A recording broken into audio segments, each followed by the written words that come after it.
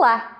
O nosso bate-papo de hoje é com a contabilista, administradora e coordenadora do Grupo de Excelência em Administração de Condomínios do CRA São Paulo, Roseli Schwartz.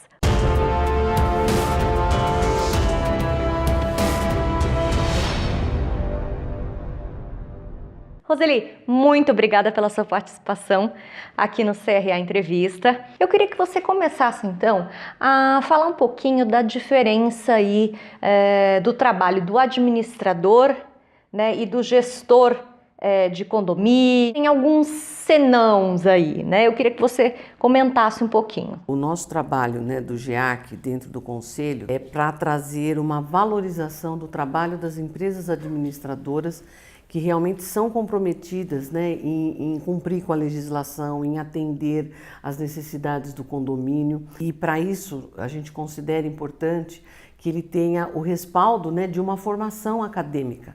Então, que realmente seja um administrador, que a empresa administradora também tenha o registro no conselho, porque isso eu acho que gera um diferencial importante no mercado, tá certo? E uma responsabilidade maior nesse profissional, uma tranquilidade um pouco também, né, para quem contrata, né, porque o nosso conselho, né, tendo o departamento de ética, então isso dá uma maior segurança nessa contratação. Hoje o condomínio ele exige realmente conhecimento, né, dadas as exigências legais que crescem a cada dia.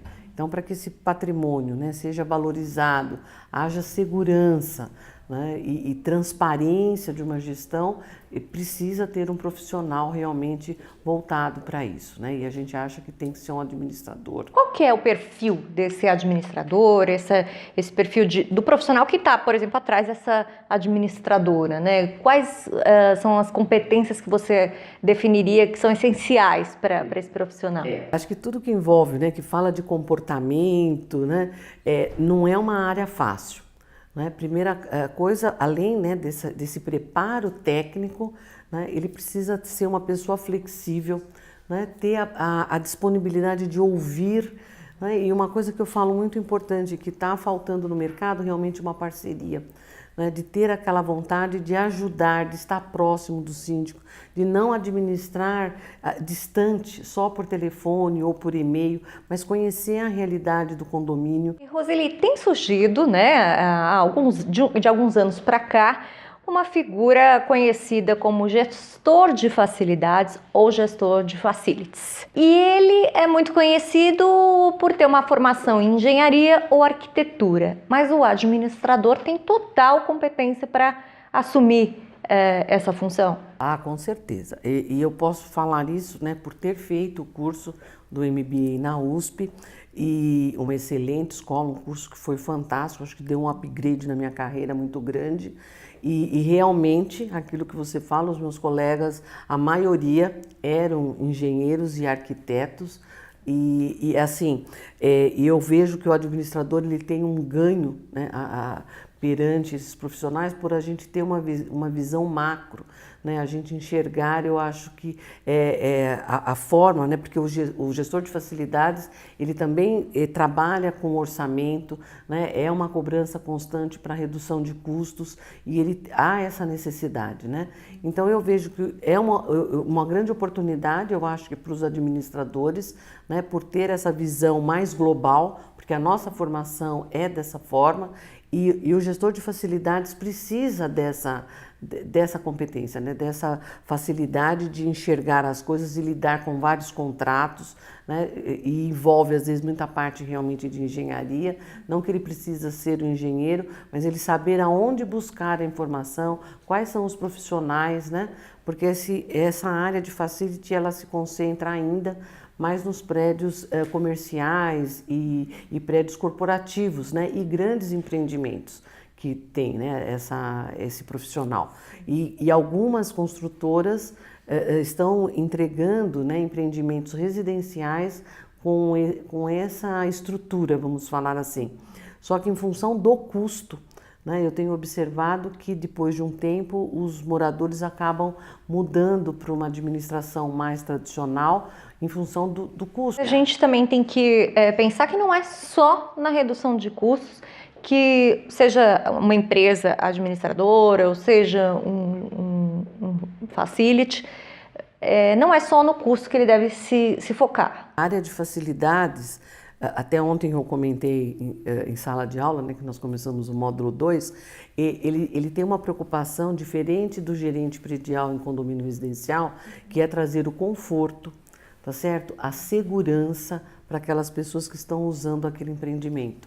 Não que isso não seja necessário também no prédio residencial, tá? Mas no prédio comercial é indispensável, né? Porque as pessoas, elas vão para aquele empreendimento, para aquele local, para desenvolver o seu trabalho e eles não podem ter a preocupação com o edifício. Então tem que funcionar tudo, eu costumo colocar, né? Tem que ser como uma orquestra, funcionar tudo, não pode desafinar nada. E esse profissional de facilities, ele vai ser mais valorizado quando ele não for chamado que tudo funcionar como um relógio realmente. A área de facilities, ele não está só nos empreendimentos comerciais, né, corporativos ou de escritórios, mas ele está em várias áreas. Então a gente vê, por exemplo, centros culturais que tem o facilities, né, parques temáticos, né, como o Hopi Hari. Então tem um gestor de facilidades. Imagina a responsabilidade dessa pessoa, porque toda aquela parte das máquinas, dos equipamentos, né, estão, né, sob os cuidados dele. Então o facilities é isso, né, ele cuida da parte do imóvel para que as pessoas possam utilizar da melhor forma, né, e ser o maior número de horas utilizados sem problema nenhum, né. Então é uma área também fantástica. E Roseli, vamos supor, quem está nos assistindo, se interessou, é administrador formado, se interessou, por onde ele começa? Você acha que é por um MBA, uma especialização, na área de facilities, um curso? O que você orientaria para que esse profissional, por exemplo, iniciasse aí uma busca nessa área? O curso de facilities lá, esse MBA, né, ele traz essa possibilidade desse profissional, administrador, engenheiro, ou o que for, né, entrar dentro dessa realidade, sabe? Porque a escola te proporciona um extrato do conhecimento. Então, o que a gente observa é que muitas pessoas já são facilities, só que não tem esse nome, tá? Às vezes ele é gerente predial, né, ou gerente de patrimônio. Em alguns locais tem esse título, né? Mas na verdade ele já está fazendo atividade de facilities. É muito importante que ele sempre busque conhecimento, né? Participe de eventos, há eventos voltados para essa parte de infraestrutura mesmo. Tem revistas especializadas, a revista Infra, que também é de um ótimo nível, né? Traz um conhecimento bacana. E assim, como eu fiz esse curso, tenho contato com o pessoal lá da USP, até os coordenadores, eles estão trabalhando mesmo para criar normas, sabe, para garantir o nível de serviço que está sendo prestado. Roseli, daria para a gente, por exemplo, enfatizar quais sugestões para redução de custo, melhoria da eficiência e maior satisfação dos condomínios, tranquilidade dos condomínios, enfim, tem algumas áreas que são fundamentais, por exemplo, energia, água, tem alguns setores que são críticos, digamos assim, e que são fundamentais, que têm um olhar um pouquinho mais sensível? Sim, existe assim, eu acho que 4 áreas que são importantes. O gestor, ele tendo o controle dessas áreas, realmente a administração dele tem condições de ter maior sucesso, vamos falar assim. Então, na área de pessoal, né? Então, tanto que se ele é um profissional, quer dizer, ele usa no condomínio, né, profissionais registrados ou terceirizados, então ele saber qual é esse percentual está ocupando das despesas. Na média, a parte das despesas de condomínios residenciais, né, estaria em torno de 50% dos gastos com essa parte de pessoal. Tá? Bastante, né? Então, uma dica importante, né, que seria, o pessoal está ligado, o número de horas extras que esses profissionais estão, né, realizando. Se elas são necessárias realmente ou se gera alguma camaradagem, sabe? Do pessoal ficar, né, ali, né, para fazer uma horinha a mais e receber um valor, né, de 200, 300, 400 reais no final do mês, né, em função dessa isso, né? Um outro ponto que é importante que o pessoal observe é com relação às férias, se elas estão sendo pagas de acordo com a lei, porque assim, agora teve essa modificação, né, da legislação trabalhista, mas mesmo assim ele tem que ter os 30 dias de férias que podem ser divididos, né, agora pela nova legislação, mas é importante que ele tenha o descanso realmente, não seja pago na totalidade. Outro ponto que deve ser observado é com relação à água, o consumo de água. Então, o gestor precisa saber se não tem vazamento na área comum, porque ele costuma causar, né, bastante problemas, nas áreas internas das unidades. Então, fazer uma inspeção marcada, claro que com antecedência, para que as pessoas tenham ideia que você vai, né, às vezes até agendar também, porque o pessoal é ocupado, e aí se identificado algum tipo de vazamento, aquele pinga-pinga, sabe, coisas às vezes que não está funcionando a caixa acoplada, e os moradores são muito ocupados e não tem tempo às vezes de procurar um encanador. Então é importante que o condomínio, né, se antecipe e busque esses vazamentos, esses problemas, e não esquecer de envolver os moradores, porque não adianta a administração ter uma preocupação de fazer um trabalho bacana e os moradores estão desperdiçando. Então, envolver até as secretárias do lar, porque numa grande parte elas é que ficam na residência, então, né, também trazer esse envolvimento. Outro item é a energia. Então, se o condomínio hoje é possível você investir, né, em alguns equipamentos, lâmpadas de LED, colocar sensor de presença, né? Hoje há a possibilidade até de você, por meio daquelas células, né, fotovoltaicas, você produzir energia e vender para a rede e ter um desconto no consumo. Então, são investimentos que têm um retorno garantido. Então, é conveniente ter realmente uma empresa que faça o trabalho direito, que você solicite a RIA, que é o relatório de inspeção anual, para que você tenha esse equipamento funcionando de acordo e acompanhe esse trabalho, sabe? Para que ele seja racional realmente e que haja redução de custo. Então, ter uma agenda.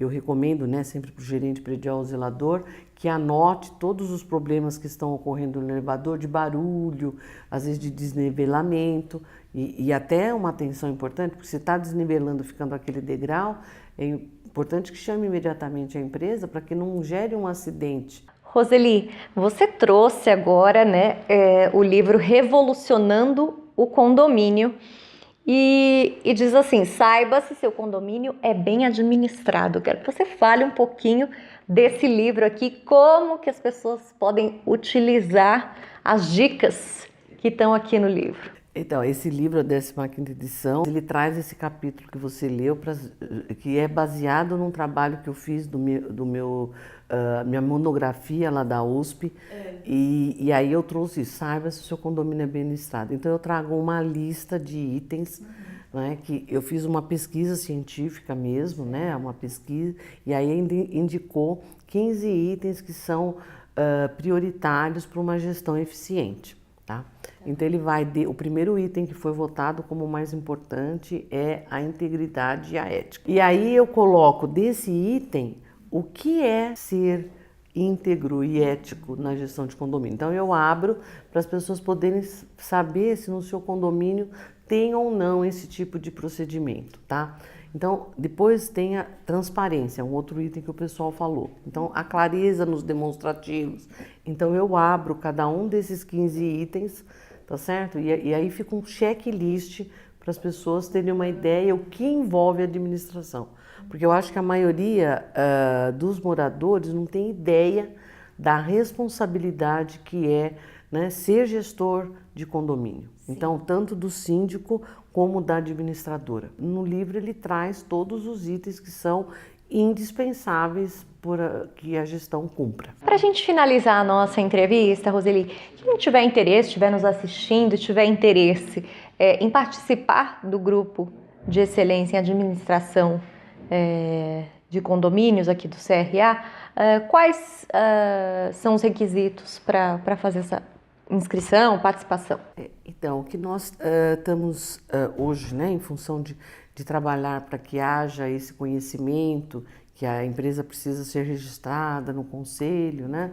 Nós estamos, assim, admitindo, vamos falar assim, o nosso grupo é pequeno e a gente não pretende que ele seja realmente grande, porque a gente tem bastante trabalho mesmo para ser feito, e então que sejam empresas administradoras, né, registradas no conselho, isso que a gente vai estar levando pedindo, em consideração. Né? Tá, né, certo. E aí envia um e-mail? Isso, pode estar enviando um e-mail. O meu e-mail, eu posso comentar aqui? Pode. Que é Roseli, com Y, @ocondomínio, tudo junto.com.br. Tá? Aí manda, né, essa solicitação. Os nossos encontros ocorrem normalmente uma vez por mês, né, e tem uma data, geralmente é a segunda terças-feiras do mês, tá? E aí a gente tem muita coisa para estar falando. Muito obrigada mais uma vez pela sua participação aqui, Roseli. Eu que agradeço, né? É sempre um prazer. E você, gostou da nossa entrevista? Então se inscreva no canal e acompanhe as nossas redes sociais e a nossa programação. Até mais! Gostou desse vídeo? Então inscreva-se no nosso canal oficial.cresp e fique por dentro de tudo o que acontece no universo da administração.